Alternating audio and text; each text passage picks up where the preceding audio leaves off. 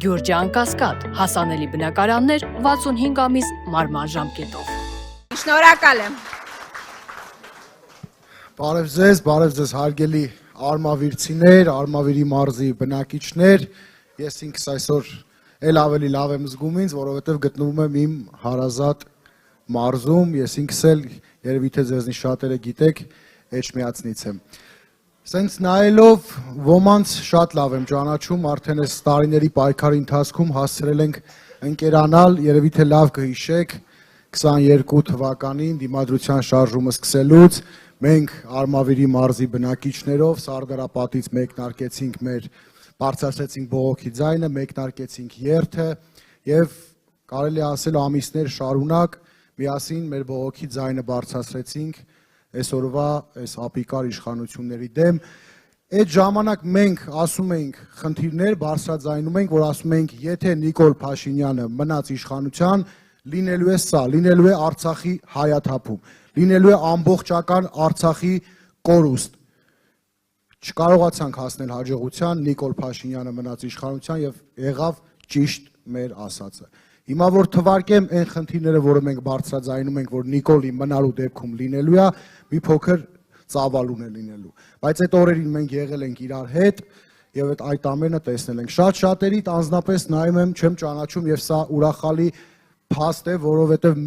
սա փաստում է մի բանի մասին, որ մեր գաղափարակից ընկերները շատացել ենք։ Մեր թիմը մեծացել է։ Մենք հիմա ավելի մեծ թիմով ենք պայքարելու այս թրքահաճո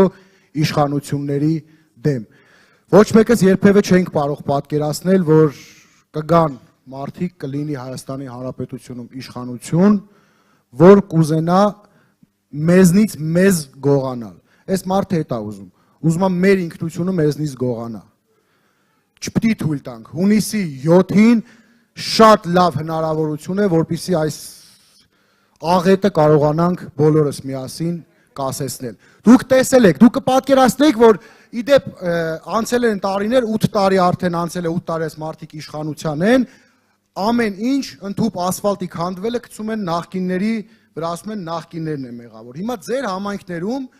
ձեր գյուղապետերը, վարչական շրջանի ղեկավարների 90%-ը այն նախկիններն են, որ իրանց պատճառով, իրանցից դժգոհ ժողովուրդը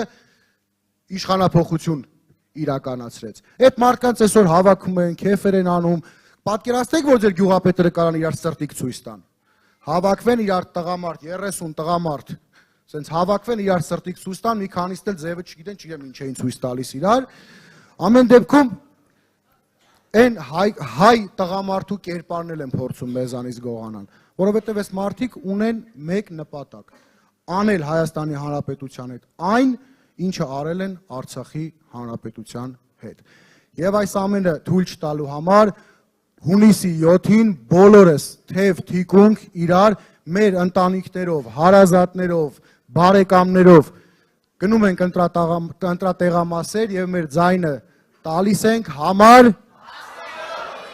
եւ իհարկե այս ամենը մենք միասին կարող ենք։ Շնորհակալություն։ Ձայնը